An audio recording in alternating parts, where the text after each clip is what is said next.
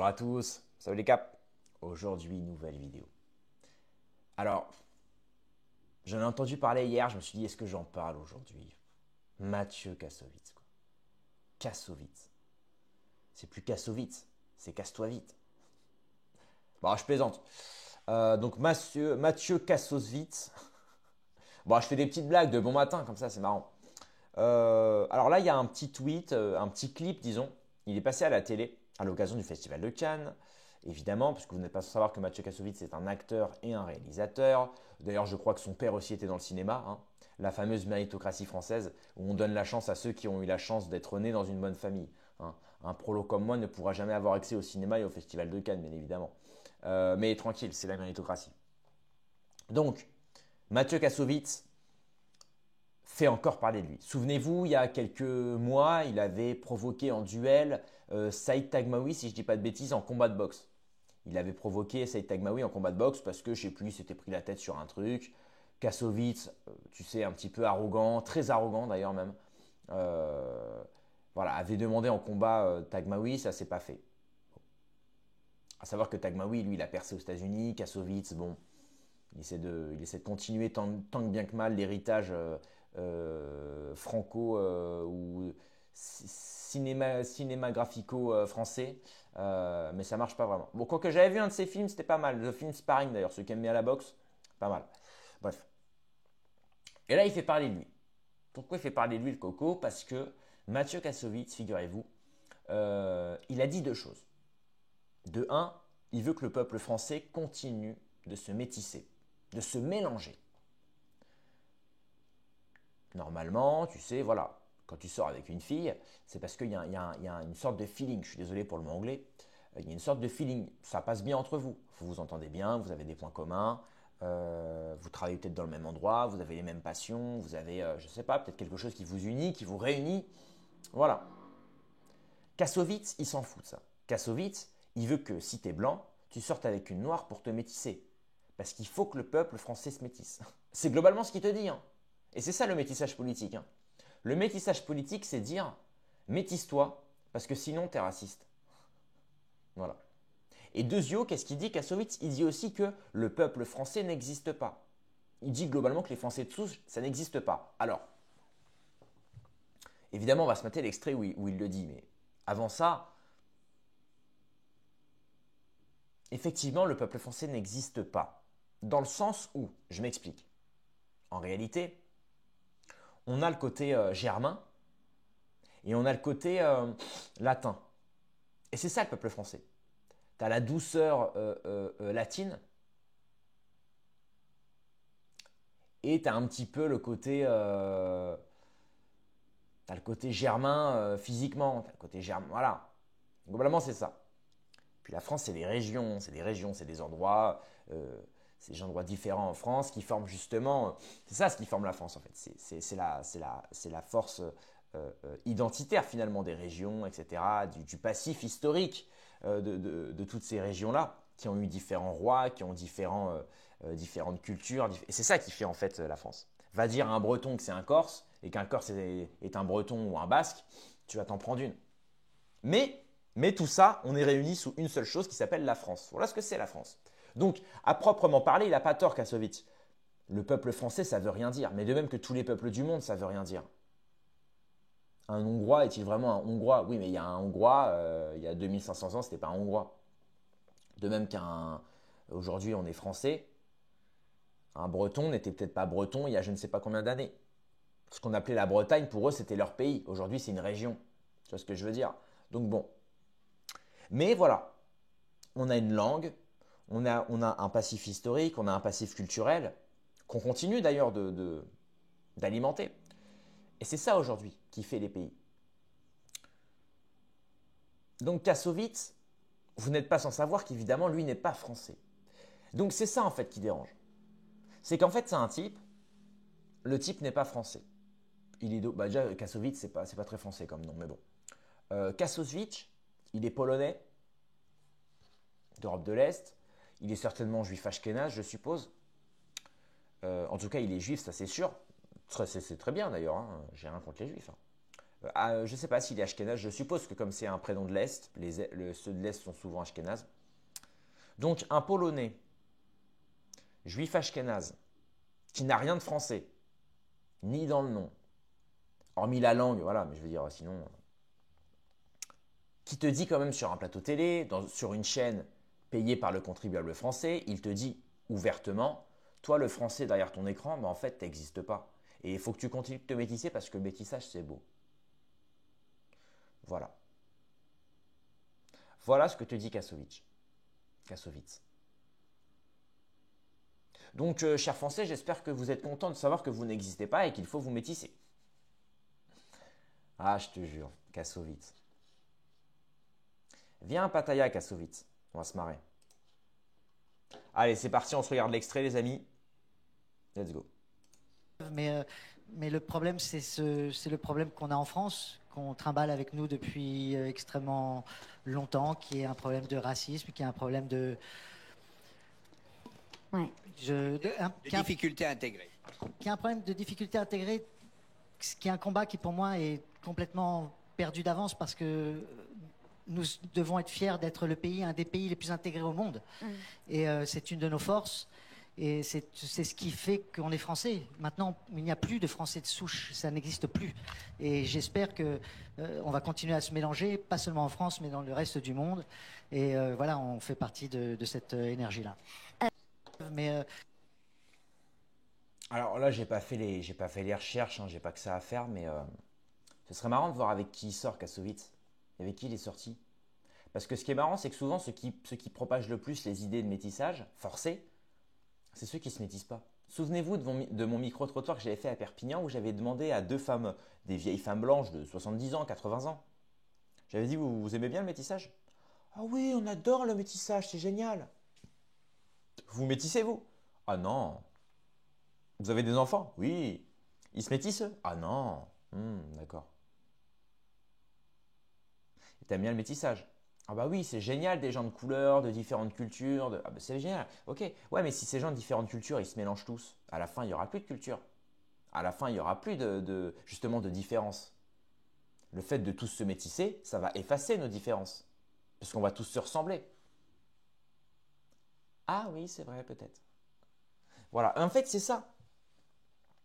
L'argument du métissage où les gens te disent c'est bien, il faut se métisser parce que justement, il faut se diversifier. Excuse-moi, regarde le peuple blanc. Il y a des gens aux yeux bleus, il y a des gens aux yeux verts, il y a des gens aux yeux marrons, aux yeux noirs. Il y a des gens roux comme moi, il y a des gens blonds, il y a des gens bruns, il y a des gens châtains, il y a des gens aux cheveux un peu plus bouclés, un peu moins, etc. Il y a des gens très blancs de peau, comme moi d'ailleurs. D'autres qui le sont un peu moins, d'autres qui sont bronzés. Et pareil, encore une fois, avec les questions des régions. Tu vas en Bretagne, les Bretons n'ont pas le même faciès et la même morphologie que les gens basques. Les gens basques, ils sont tous, c'est des colosses, rugbyman d'1,90 m. Tu vas en Alsace, les mecs, ils ont des têtes d'Ariens. Enfin, et voilà, et c'est ça en fait. C'est ça qu'on apprécie en fait. C'est cette diversité naturelle qui s'est faite à travers le temps.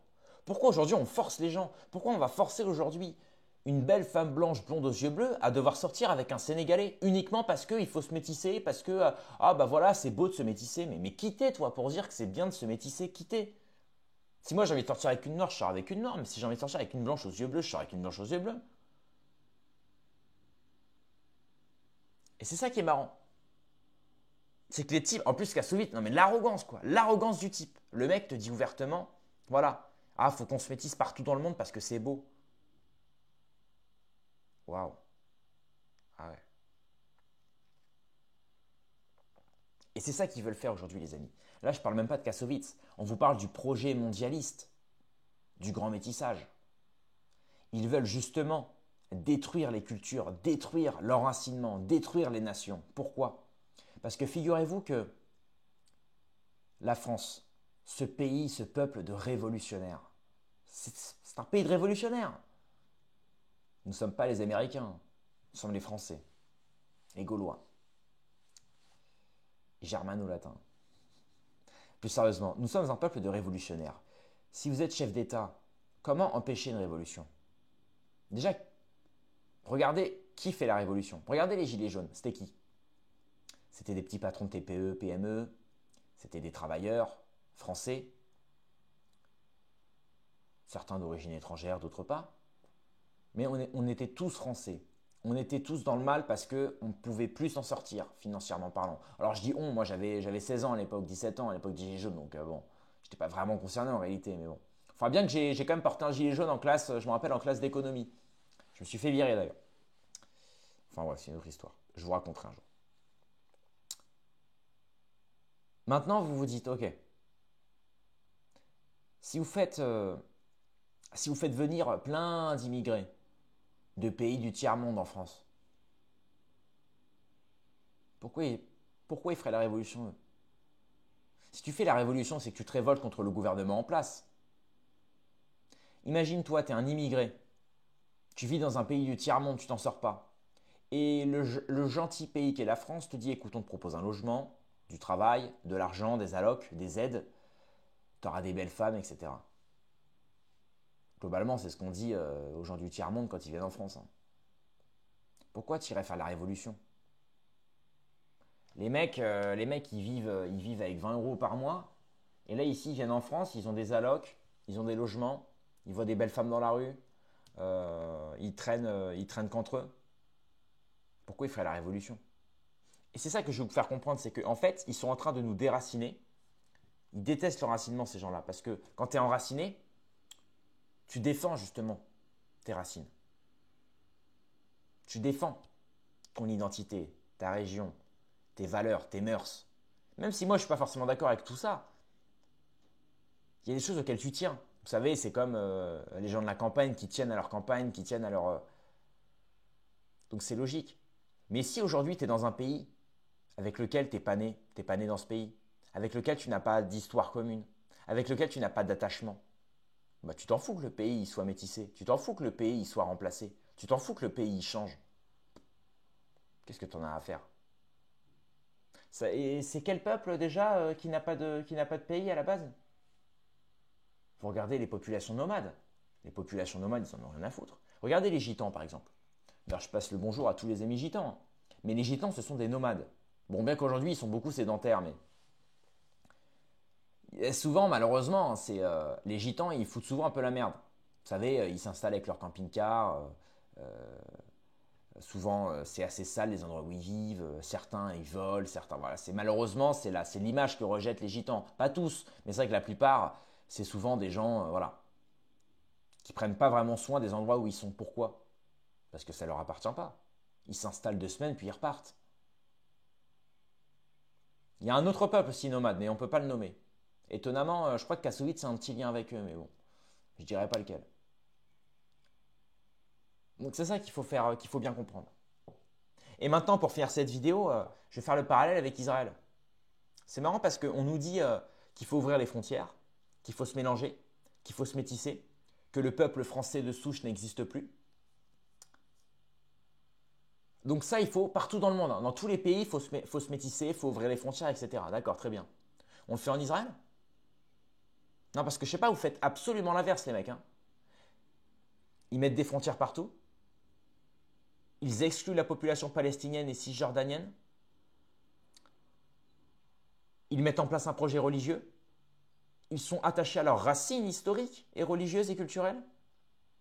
Enfin, c'est quand même exactement l'inverse de ce que dit Kassovitz. Et pourtant, Kassovitz, et d'ailleurs tous les mecs du showbiz, hein, pour la plupart, sont quand même sionistes. Ils sont quand même pour le peuple israélien, face aux méchants Hamas. Donc c'est marrant ce parallèle, c'est-à-dire qu'ils veulent détruire les frontières, ils veulent détruire l'identité, ils veulent détruire une nation, un peuple, une identité culturelle, identitaire, etc., régionale. Mais pas touche à Israël. Pas touche. Interdit. Oh, interdit. Voilà. Alors je suis désolé si c'était un petit peu en désordre tout ce que j'ai dit, ça m'est venu comme ça, mais il faut bien comprendre que là on se fout de votre gueule. Ces mêmes mecs qui aujourd'hui